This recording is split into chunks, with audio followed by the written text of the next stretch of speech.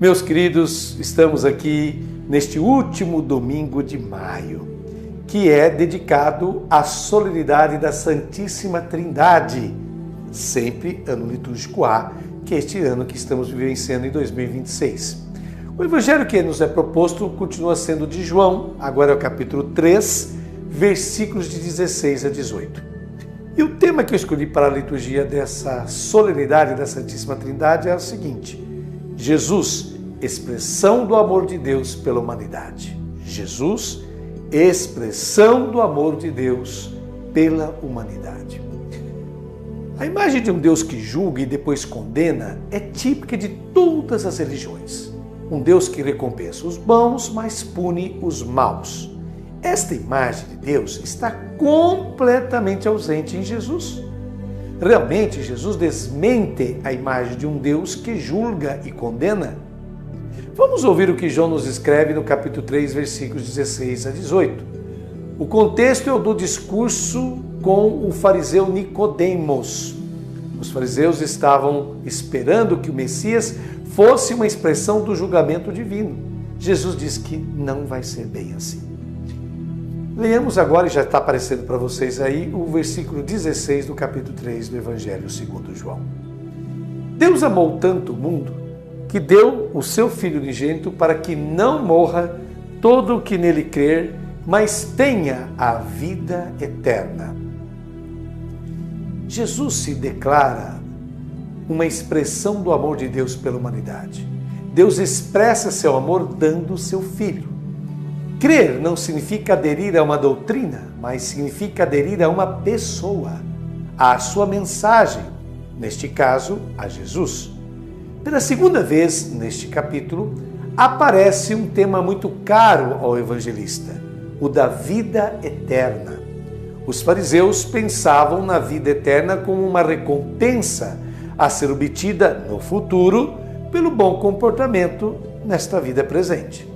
Para Jesus, ao contrário, vida eterna é uma condição no presente, no agora. A vida é chamada de eterna não tanto por sua duração indefinida, mas por sua qualidade indestrutível. Prossigamos lendo o versículo 17. De fato, Deus não enviou o seu Filho ao mundo para condenar o mundo, mas para que o mundo seja salvo por ele. O verbo não é julgar, condenar. O verbo grego usado pelo evangelista significa proferir uma sentença. Portanto, não é condenar. Jesus não veio oferecer ao ser humano uma alternativa de vida. Aliás, desculpe, Jesus veio oferecer ao ser humano uma alternativa de vida, uma possibilidade de crescimento, de plena realização da sua existência. Vejamos o versículo seguinte, 18. Quem nele crê não é condenado, mas quem não crê já está condenado, porque não acreditou no nome do Filho unigênito. Quem nele crê, continua Jesus, não é condenado, ou seja, julgado. Portanto, a imagem de um julgamento da parte de Deus está ausente da mensagem de Jesus. Não se enfrenta nenhum julgamento e, portanto, nenhuma condenação. Diz o texto do Evangelho, mas quem não crê já está condenado porque não acreditou no nome do Filho unigênito. E aqui precisamos acrescentar 2 versículos que, na versão litúrgica, não existem. Senão, não se entende o que Jesus quer dizer, porque parece uma contradição. Ora, o julgamento consiste nisso, esses versículos que estão faltando, são os versículos 19 e 20. O julgamento consiste nisso. A luz veio ao mundo, mas os homens amaram mais as trevas do que a luz, porque suas obras eram más. Com efeito, todo o que pratica o mal odeia a luz e não se aproxima da luz, para que suas obras não sejam denunciadas. Isso está no capítulo 3 do Evangelho de João, repito, versículos 19 a 20. Jesus continua dizendo que o julgamento é este: a luz veio ao mundo. E então conclui: todo o que pratica o mal odeia a luz. Não há julgamento de Deus, estão observando? Há uma oferta de vida, aqui retratada como a luz. Cabe ao ser humano sentir-se atraído por essa luz e fazer parte do. ícone do amor e da salvação. Mas quem faz o mal, já se sabe, odeia a luz. Quem faz o mal quer a escuridão e por isso se esconde ainda mais na escuridão, que é a imagem da morte. Então, não é um julgamento da parte de Deus que rejeita a pessoa, mas é a pessoa que, por seu próprio interesse, por sua conveniência, isso é, o mal, rejeita a oferta de plenitude de vida da parte de Deus. Deus não pode fazer outra coisa que fazer brilhar ainda mais a sua luz. Porém, para quem cria a escuridão, isso é uma ameaça. É algo que o cega, é algo que ele odeia. Assim, o convite do evangelista é realizar diariamente ações de luz para poder entrar em plena harmonia e comunhão com aquele Deus que é luz e que é amor. Muito bem. Faço agora eu, Padre Theo, as minhas considerações pessoais e começo com uma famosa frase de Leonardo Boff, um teólogo, filósofo e escritor brasileiro muito famoso. Diz Leonardo Boff: Deus é mistério em si mesmo e para si mesmo. Para os cristãos, trata-se de um mistério de comunhão e não de solidão. É a Santíssima Trindade, o Pai, o Filho e o Espírito Santo. Mistério de comunhão e não de solidão. A melhor e maior notícia que a solenidade de hoje, da Santíssima Trindade, nos traz é justamente esta: Deus é Trindade, por isso ele é um mistério de amor. Em sua mais profunda intimidade, Deus é amor, acolhida e ternura. Isso, à primeira vista, pode parecer óbvio e já sabido.